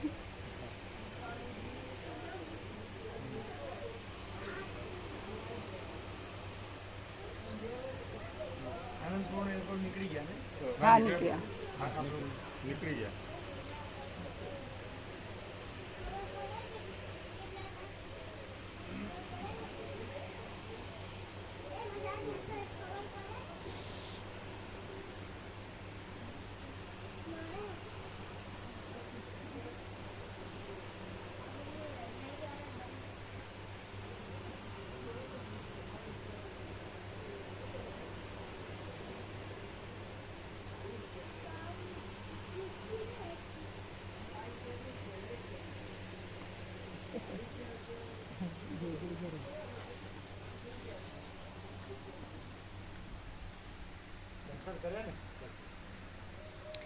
નંદિની માતાજીએ કર્યા.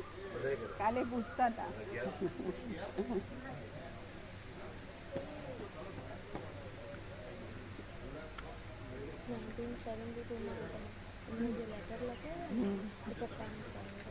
હા, કરી દો.